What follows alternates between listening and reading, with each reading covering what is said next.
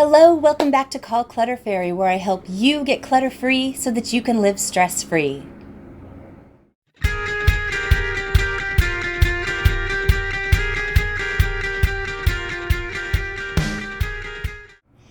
This week's video is talking about the magic to getting organized. I really wish that this worked, but it doesn't. And I know you guys are going to hate the reality of that. But the magic to getting organized isn't as hard as you might think. It's really just a few key steps. If you can commit to this, I promise you will love how organized you can be and how much it will lower your stress. So let's get started. Have you been on vacation somewhere and you're so relaxed and you look around thinking, man, this is what I want to live in all the time? I'm going to guess that you were in a hotel or at a resort or maybe even somebody else's home where they had a family room and there weren't all the distractions of the daily living around you. And one of the keys to being organized and having a lower stress environment is not having all of those things around you that are constantly pulling your attention.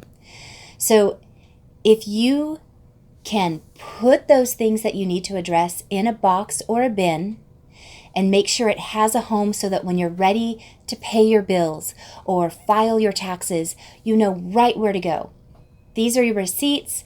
This is the bills that need to be paid, whatever system works best for you. But if you can find a home for those things out of your line of sight, it's going to make a huge difference immediately.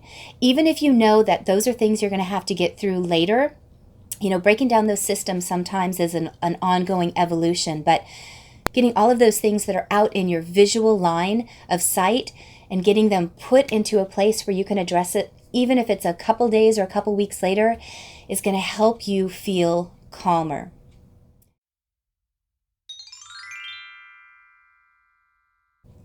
Purging. I know I talk about it all of the time, but I did a video not too long ago about feel-good reasons to declutter, and I'll make sure to link that right here.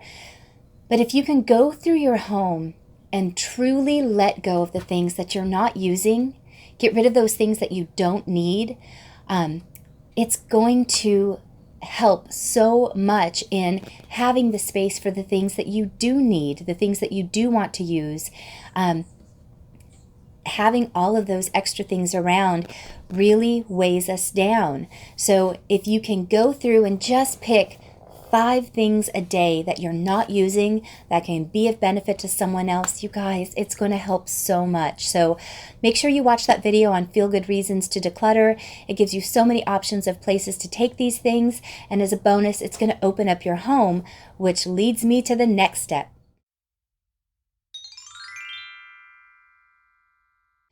A home for everything. So let's just say, for the sake of it, that you take my advice. You've got your living room and you've got a couple of coffee tables, end tables, a side table, and there's things on top of all of it. It could be mail, it could be laundry that you haven't had a chance to get to, it could be bags of things that you brought in, and it's just weighing you down. Imagine that you just get 3 or 4 boxes and you set the timer and all you do is grab the mail. Just get all the mail, put it in a bin. You can relax because you now know where all your mail is, even though you haven't gotten to go through it yet. And then you set the timer again, either the same day if you have the energy or the next day, and you get all the clothing. Just get it all together and you put it in a bin. I know you still have a lot of laundry to do, but it's all in one place and you can assess by the pile how long it's going to take you. So then you go to that 3rd bin and you take all the miscellaneous items that you have and you put it there. Your space should start to look a little bit more manageable, and you could probably sit in that room now and go, hey, I can handle this. I'm going to read a book right now and start to enjoy my space.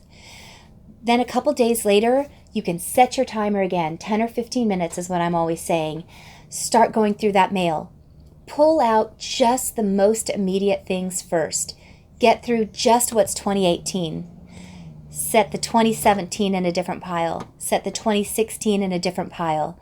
The beauty with doing it just by the immediate dates, if you've already got just this year, break it down by the month for this year. But you already know that the things that are a couple months or years old are not a high priority. That can wait.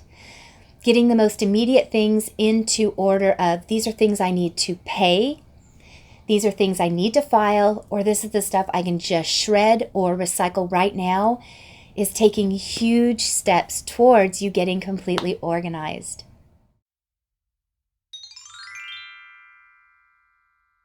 The most successful thing you can do, the most magical thing you can do for getting organized is setting and maintaining habits. Oh my gosh, seriously? No, really.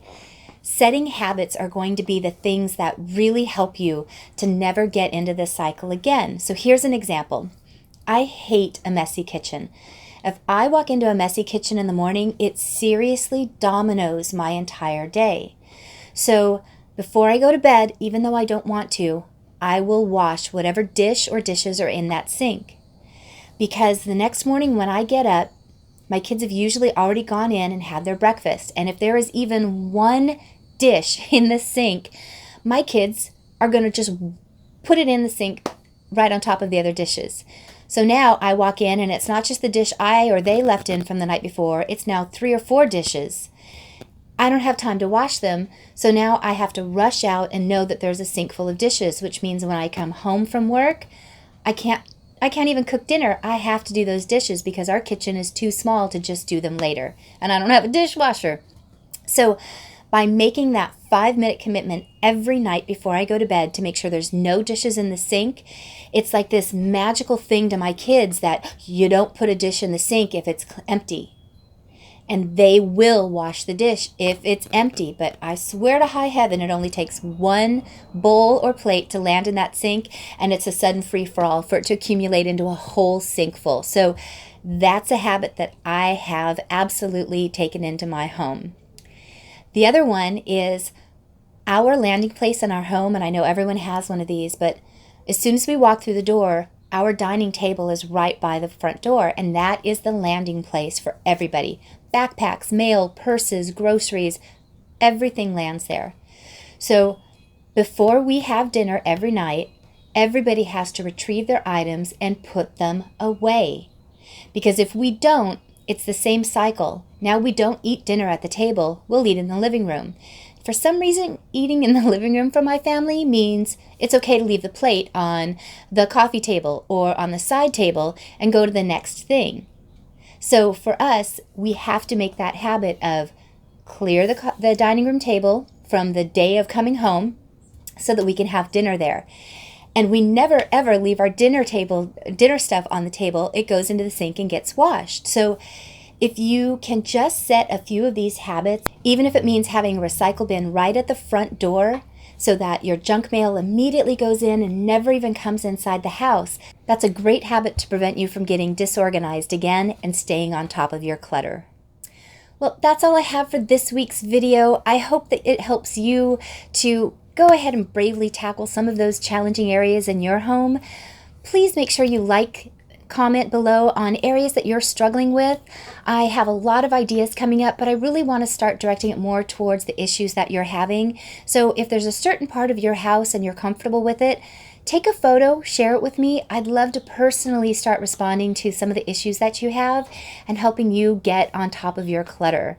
Also, if you could make sure to click that notification button. YouTube is always changing things, so as I'm posting, you might not necessarily get them. But I love you guys, and I will see you next week. Bye.